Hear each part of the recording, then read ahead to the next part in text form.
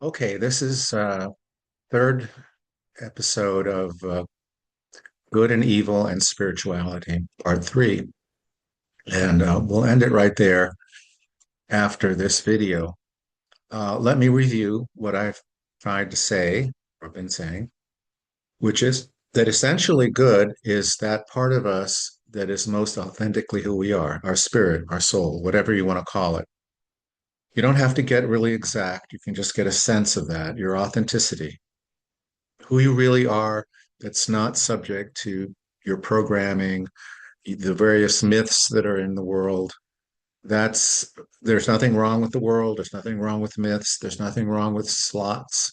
You put yourself in a slot. I'm this, I'm an athlete, I'm a nerd, whatever it is. And in work, I'm this profession, I'm that profession, I'm a husband, I'm whatever I am. And so that there's nothing wrong with any of that, but you have to focus on that authentic true self for you to get in touch with what is good. The opposite, which is becoming artificial or being involved with ego. And ego, it's hard to describe. It's not a negative thing. You need ego to navigate the world. The I Ching has the perfect example. They have something called the superior man and the inferior man. There's not They both have to exist. They're not like everything should be superior man. No, you've got to have somebody to uh, be in charge and someone to do the work. So in our psyche, we have right and left brain. The right brain in neuroscience involves more intuitive, more connective consciousness, pretty much the more authentic part of us. The left brain is the part that solves problems. And in our culture, that left brain is dominant. We're great at solving problems. In fact, we're creating artificial left brain, which is what artificial intelligence actually is. It's a putting in a machine, because ultimately intelligence, artificial intelligence, is a machine. It's not living. It's not alive. It is alive in a sense, but we can get with that when I start talking about culture and politics and science and all the rest of it, probably the next episode. But just know that it is, from our point of view, not alive, at least as far as we know. Now, there's some ideas that it could be, and I will deal with those when the time comes. So these artificial parts of us, this why AI is such a major thing in our lives is because we identify our culture as left brain, as problem solving. IQ, the measure of intelligence, is actually the measure of the ability to solve problems. If that's, can you really solve a problem fast and correctly, et cetera, et cetera? That's it. That's what we call intelligence. And sort of artificial intelligence is artificial left brain intelligence. Actual intelligence, which involves the combination of left and right brains, is is the correct balance in our lives. So we have our lives, our roles, the problems we have to solve, having kids, having a family, all these kind of things. These are all fine. They're all left brain types of things. Having a job, all left brain kinds of things. But the right brain, the part that represents the soul, the part that represents where we connect with everything in a loving way, that's the right brain part of us that we now need to develop because our culture lacks that. We have very little sense of it other than these legacy religions. Like in the United States, it's Christianity. There are a lot of very ardent Christians who want to live by some rules. So they take these biblical rules and they take them to heart and they try to live by them, which is very foolish because it's if you actually read the Bible, which most Christians don't even have come close to doing, you're going to be totally confused. I mean, you can't help but be confused. And so the arbitrary kind of legacy systems uh, even Islam, which is a little more sensible, but still, has its issues. Uh, these external structures for morality, for what's good and what's evil, they're not enough anymore. We can't do that. We can't do science either because science doesn't have concepts of good and bad. Theoretically, science is not making value judgments like that. You just do the science. You just figure out what works, what solves this or that problem. That's it. Science can approach moral philosophy, which is what we're basically talking about. So evil is making the left brain or the inferior man in the Chinese philosophy the king. So it's putting that at the top. In Chinese philosophy, the superior man needs to be at the top. That part because it's the part that connects everybody. If you have only the inferior man operating, all they're interested in is getting profits for themselves. The hell with you.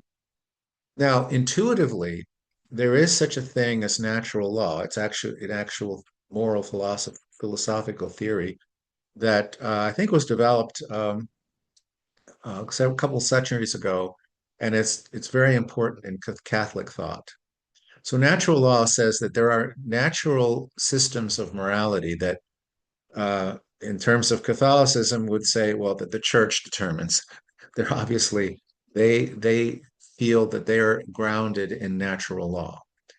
I believe in natural law. I believe there's certain moral laws, if you want to call them that, that exist, but they're not the way we think of them. They are vague. So when I say good is about bringing out that authentic part of you and letting it emerge and and do its thing, do it, go on its mission.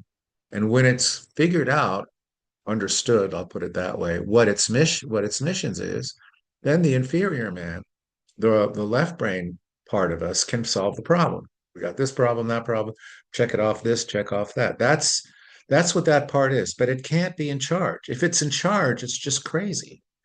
Basically, we have now, because of the dramatic errors of the church during previous centuries, before I'd say in the Middle Ages, even up until 1650 or so, the church was just arbitrary.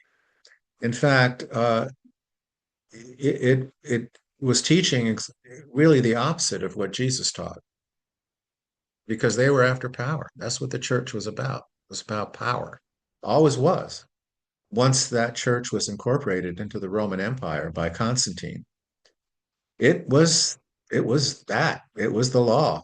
You had to follow these whatever stricture, whatever things that these powerful people decided for you, grounded to some extent in Jesus's teachings, but very distant. It didn't really enter into place. It was sort of manipulated, and this idea was brought out in the book by Dostoevsky called The Brothers Karamazov. In the middle of the book, there's this whole section. It's like a novella of the Grand Inquisitor. Jesus comes back and he's being questioned and interrogated by the Grand Inquisitor of the Inquisition, the famous Inquisition, right? So that shows exactly where the churches or official Christianity is. Even the so-called, the Protestant churches, they may have broken away from Christianity, but in fact, they didn't change I mean, from Catholicism, they didn't really change the fundamental arbitrariness of the rules they set out. Uh, anyway, none of these legacy, what I call legacy religions, are adequate to meet our needs right now. The problems that we face are much too complicated for these simplistic ideas that exist in particularly Christianity, Judaism, and Islam. But they also exist in other places, but just not as drastic. Because Christianity, for example, teaches that it's it. That's it. That's the truth. If you're not in the truth, you go to hell forever. You're going to suffer forever. You can be the nicest guy in the world, but because you don't believe in Christianity, boom, You're in hell forever. There's no, that'll teach you a lesson. Well, I, I can't accept a religion like that because I have an understanding and experience of God, of the angelic realm. I've been very fortunate in my life to have that on my side. I didn't want it. I was full of just total nonsense most of my life. But this angelic realm came in and helped me and set me right. How they did it and what they did, it's not important. On the other hand, for all of us, when we invoke the angelic realm, or some people call it guides, whatever it is, you have to say, I want to talk to the angels because the angels are messengers from God. That's what they are. They are the intermediaries between total divinity, which is very huge. I've been fortunate to see some of that in, after decades of meditation. I may as well get something, right? So I was brought into the kingdom of heaven in one of my meditations, and it was absolutely mind blowing. It was totally crazy because it's a shock to experience something so huge and so wonderful at the same time, because the universe of that universe is intimate and close and is loving, deep, so deeply loving, yet it's beyond huge. That feeling of hugeness, of awesomeness, and of intimate love for me, for all of us, boy, that so for me it's kind of easy, but even for me, I fall down all the time. So that's what life on earth is about. So our task here is to refine things, refine ourselves through experiences. And how do we deal with it? So the evil energy exists in the same way that the angels exist. They're these what we can call for convenience, although I don't like the term demonic energy. Because demonic energy sounds like it's really scary and all this, it's not. Most of these negative energy, I'll call them negative entities that exist out around us in other dimensions that come into our dimension. Their existence is in the other dimension, but they come down here to feed. They feed on negative emotions, anger, um, fear, all these lower negative emotions, jealousy, we all know what they are. We all know that those are the emotions that cause our system to produce cortisol. For some reason, these entities love that. They just feed on yum, yum, yum. That's it. That's what they do. That's their existence. They just come out there and they feed on us.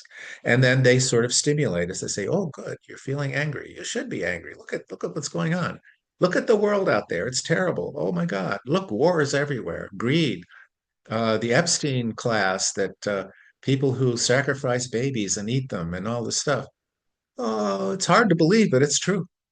Absolutely true. And it's been true for generations. So don't think this is just some weirdness and conspiracy or something. Well, let's not get into that. That's for another episode here. But we need to understand that evil exists intimately in our lives when we feel negative emotions. Now you can say, "Well, I can't help it. Somebody pushed me. Someone insulted me and my family, and stuff like that. Well, I'm going to get mad." Well, okay. You might be justified, quote unquote. You might think you're justified, but the fact of the matter is that negative energy is what they feed on. Tough. That's just what they do. You can't, it's just the way it is. And so you have to be careful about what your emotions are doing. Now, if you have these, it's natural to have the immediate emotion of fear or anger because that's a natural physical occurrence that is protective. So I might get angry if someone takes a swing at me. I'm going to, be really shocked. I'm going to be upset. But if, if I hope that my training comes in where I can take a stance and deal with it somehow. So the way I want to deal with it is to lower the temperature of the emotions. So initially, I might have that fear emotion or that anger emotion, but these beings around me, and they're fortunately for me, they're not very close to me. I'm being protected because I ask for protection. If you ask for protection from the angelic realm, you're going to get protection. But you have to genuinely ask for it and try to live your authenticity as much as you're able to. It's intention. So what I had when I thought about this video, I thought about classifying good and evil as intention. So if I get someone takes a swing at me, I get angry or fearful or whatever, and I couple that with, oh boy, people don't understand me, and the whole story of my life and my frustrations and this and that, I just, I'll hammer someone, I'll hurt them very badly. Well, those beings, then they'll come around and they'll go, oh boy, something really cool is happening. Let's eat. If I amplify it, and then they'll amplify it. Well, you're right. This guy took a swing at you. He's a piece of shit. Look at him, or whatever. And the same thing with fear. Oh my God, can't handle life. I'll just run away. It's like it'll fit into that idea in my head that, well, I'm kind of unrealistic, and I don't handle things very well. And look at the past, and I screwed this thing up, and I ran away from this commitment and that. Okay, that's again, that's all negative. That's a story. It's not real. It's regurgitating the past and your past patterns. Forget the past patterns. When you start dwelling on past patterns, if they're negative, those entities will just come around you and just love you. They'll love eating your energy up. And then what ends up happening is you end up getting in all kinds of toxic situations, toxic relationships. Your body becomes more toxic, a disease, and all this other stuff. I mean, that's not the only cause of disease, but that's one of them. And so you need to be aware of where that evil energy comes from. You need to understand that if you have if you maintain a negative emotion for any length of time, other than the immediate reaction of, oh my God, look at this. I have this encounter with someone that's trying to hurt me. That's going to create just a mixture of emotions, and it's going to stir up my concepts about myself. But in the way I've trained, I will adopt a posture, a position. I will block the blow. I'll do what I've in the past, many, many decades back. I'll block it, or I'll do a technique of some kind, and I'll rest on that. But even if I didn't have a technique to do, if someone took a swing at me, I'd still attempt to be grounded in as much as possible in my authenticity to the extent I can at the moment, and not feed into those fear and anger emotions that seem natural, but discipline and training will help you move away from those fear and anger type of emotions. And it's if you do fall into that, you have to be careful not to blame yourself.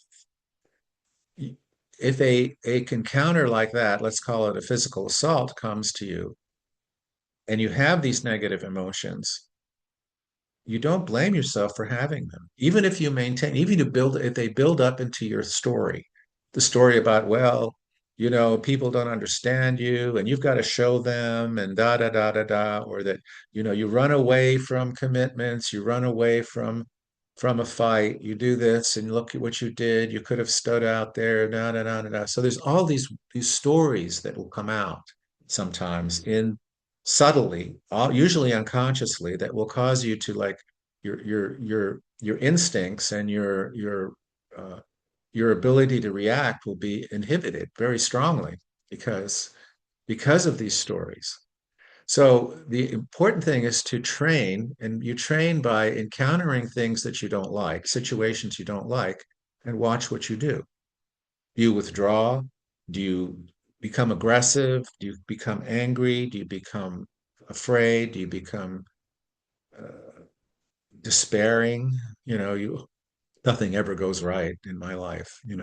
I've tried and tried and tried, and nothing ever goes right. Oh, don't. all that stuff is just going to bring you down and it's going to keep you from reacting correctly. Even without training in any martial art, you can deal with a situation like that if you become centered. Your body will just move in the correct way because you won't be burdened with these stories. And your adrenaline will be running, which is appropriate in that case. But you'll be okay. This is important to understand. So you train by encountering situations you don't like. When you have that, when somebody opposes you, when you get an unexpected bill, or you're being sued, or you're being arrested, or your friend's being arrested, or somebody's have is sick and you can't do anything about it, you don't know what, all these kind of things that happen and events that happen. Life is full of them. That's just the way life is. I chose to be here in this world in order to train my soul to become more aware, to emerge out of this training ground. If you like there's a part of the Star Wars, I think the second Star Wars movie, where Luke gets trained by um, gets goes through this training with whatever that guy's name is, and my name escapes me, and he goes through these struggles. And that's what we're here for. We're here to struggle with all the stuff that we have to handle. For example, in the case of external events, if you pay attention and you look for the truth, you're going to encounter awful things, awful stories. Even just hearing them, I've heard lots of really terrible stories, unbelievably bad stories, directly from people. And of course, then I've read stories. I've worked in government and I've seen that side of it. So I can talk a lot about that, which I think eventually I will. But for now, I want you to be grounded in this teaching, which is center yourself in who you really are, in your authenticity. Observe how you react without getting attached to it, without creating a story. Oh, I'm always afraid. Oh, I'm always angry. Oh, I I think life is hopeless. Oh no, what am I going to do? Watch, you can have that, and it's nothing wrong with having these emotions and these situations, but observe yourself in that. Don't get so attached to it. Just remove yourself bit by bit by bit. And I always say it's like shooting foul shots in basketball. You practice, you practice, you practice until you get the natural flow of it. Once you get the natural flow of it, you make most of your shots. So, in the same way, by training in this way, by being conscious of who you really are, which I call self-remembering, remembering who you really are, that beautiful being that experiences joy, and then observing yourself experiencing this and that and this and that and not getting what you want. You don't really want to watch this program, and your wife's making you watch it, or what. All even these aren't such negative, but they're a little bit negative. Even that little bit of negativity can grow and grow and grow into she doesn't understand me, blah blah blah blah. You did this whole story of the whole relationship and how I never get what I want, and no no no. Every relationship can go down the tubes that way. We never get what we want, fortunately, often, right? So let's just drop it. Just be here in the moment. So self-remembering who you really are, right? Observing and being in the moment. When you're in the moment, that's when you can observe. You can observe your papes, your stories, just whoa, go out. And it's great. It's great. And it actually works. When you experience that story, at whatever little time, whatever situation you're in, you go, oh, you know what? And I remember this a few months ago. I said, oh my God, I'm jealous. Not in a relationship sense, but I was observing something or other on a YouTube video or something, and how good they're doing, and compared to me, I'm not as successful in what I'm doing. Oh, okay. And I was able to stop myself and go, oh my God, I'm experiencing that jealousy. So I thought, great. I didn't blame myself. I didn't say, oh boy, I'm just inadequate. No, no, you're fine. I'm great. I'm fine. So I observed that. And then once I observed that, I was able to inoculate myself because I accepted it. I admitted it. Admitted the evil shit that I was experiencing, and because I'm used to doing that, because that's part of my spiritual practice, I was able to dissipate that energy. And it happens, it happens all the time. I would get these, I find these subterranean issues from the past, these traumas, they emerge into my life, and I'm going, oh my God. But by experiencing that emotion of that hopeless feeling I had as a child, once I had that just spontaneous experience, I was able to process it somehow by experiencing the energy of it, not the story of it, just the energy of it. And by experiencing energy of it, helped me understand how I'm dealing with things now. And I don't deal with things great necessarily. I have lots of problems. We all do, but I have overcome many of them through this method, and I hope you do too. So next time we'll be talking about the world and our culture. See you next time.